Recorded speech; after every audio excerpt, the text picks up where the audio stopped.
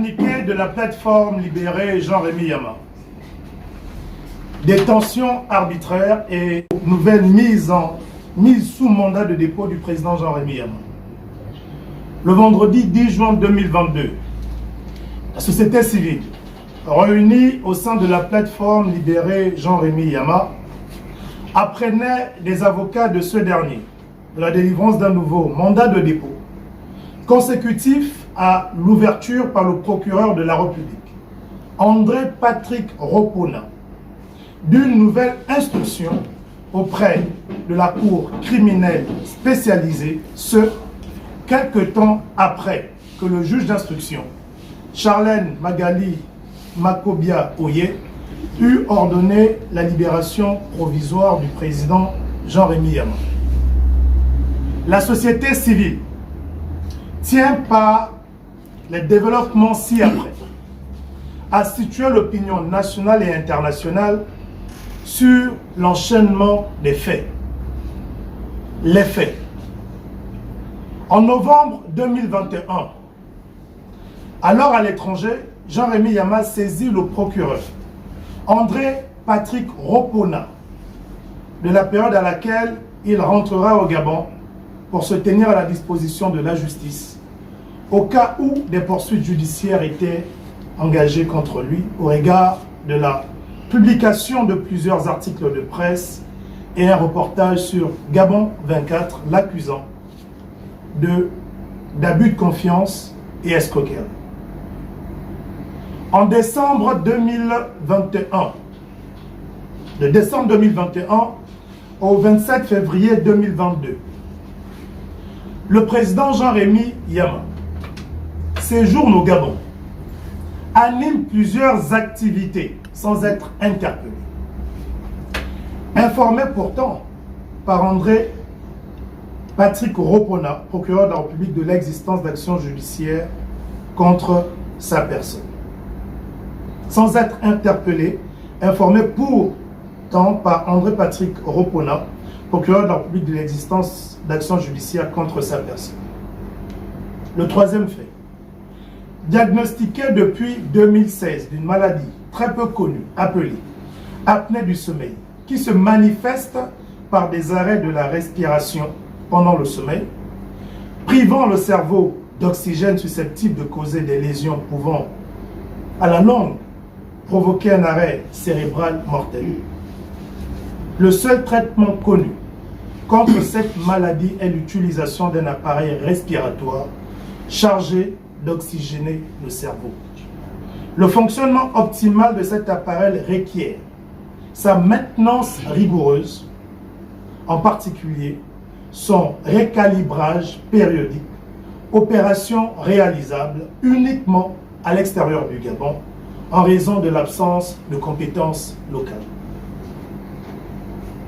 C'est ainsi que le 27 février 2022, alors qu'il voulait se rendre à l'étranger pour changer cet appareil défectueux, le président Jean-Rémy Yama a été empêché d'embarquer à l'aéroport international Léomba sur ordre du procureur André Patrick Ropona, arrêté puis conduit au siège des services de la contre-ingérence communément appelée le B2.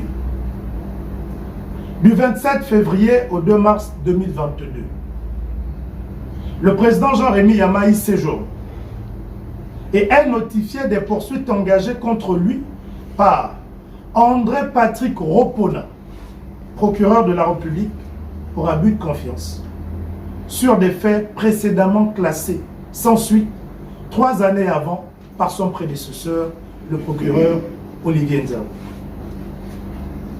Une instruction judiciaire dirigée par le premier juge d'instruction, Charlène Magali Makobia Oye, est ouverte et conduit au placement du président Jean-Rémy Yama sous mandat de dépôt le 2 mars 2022, qui séjourne ainsi depuis cette date à la prison centrale de Libreville.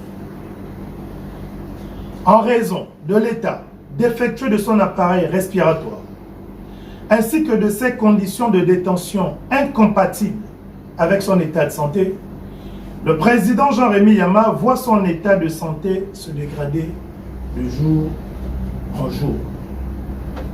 Aussi, le 24 mai 2022, en se fondant sur plusieurs rapports médicaux, ses avocats, donc du président Jean-Rémy Yama, ont-ils sollicité auprès du juge d'instruction Charlène Magali Makobia Oye une demande de liberté provisoire pour motif de santé. Le 2 juin 2022, le juge Charlène Magali Makobia Oye accède à la demande et ordonne la libération du président Jean-Rémy Yama. André Patrick Ropona, procureur de la République, conteste cette décision et en fait appel, estimant selon lui que Jean-Rémy Yama doit, malgré son état de santé, demeurer en prison.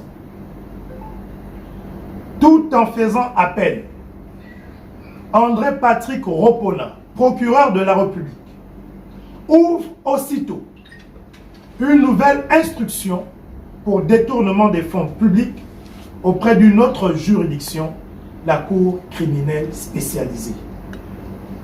André Patrick Ropona, procureur de la République, font ses accusations sur l'utilisation des fonds alloués à la SCI Serpentin pour la viabilisation du site de la SCI Serpentin, des fonds qui, en 2015, avaient déjà fait l'objet d'un audit de la Cour des comptes dont les conclusions à ce jour n'ont jamais démontré un quelconque détournement. Le 10 juin 2022, André Patrick Ropona, procureur de la République, après que Jean-Rémy Yama ait obtenu du juge du tribunal de première instance, du juge du tribunal, la levée de son mandat de dépôt pour abus de confiance le 2 juin 2022, obtient cette fois-ci, auprès de la Cour criminelle spécialisée, un nouveau mandat de dépôt, cette fois pour détournement des fonds publics. Les observations de la société civile sont les suivantes. La lecture des faits suscités démontre à suffisance un acharnement personnel d'André Patrick Ropona, procureur de la République, contre Jean-Rémy Yama, qui s'engage à le voir mourir en prison par dégradation de son état de santé, plutôt que de le juger vivant pour des faits pour lesquels lui, André Patrick Ropona, maître des poursuites, n'a jusqu'à ce jour apporté aucune preuve. Si sa volonté était de voir Jean-Rémy Yama être jugé, ne veillerait-il pas en premier à ce qu'il soit en bonne santé pour être jugé? Les faits tels que relatés plus haut démontrent à suffisance que nous ne sommes plus en face d'une affaire judiciaire, mais d'un acharnement d'André Patrick Ropona, procureur de la République, contre la personne de Jean-Rémy Yama. En dehors du judiciaire, Jean-Rémy Yama a toujours été combattu pour son engagement civique. La société civile comprend aisément que Jean-Rémy Yama paye aujourd'hui de son engagement civique. Lequel engagement civique, pour rappel, avait conduit à sa détention arbitraire à la veille de l'élection présidentielle de 2016. Étant à la veille de l'élection présidentielle de 2023, les mêmes faits se reproduisent. D'ailleurs, la société civile se pose la question de savoir que gagnerait un procureur de la République à maintenir en prison par tous les moyens un leader de la société civile au point de réunir toutes les conditions pour qu'il meure en prison par une dégradation de sa santé. Les conclusions de la société civile.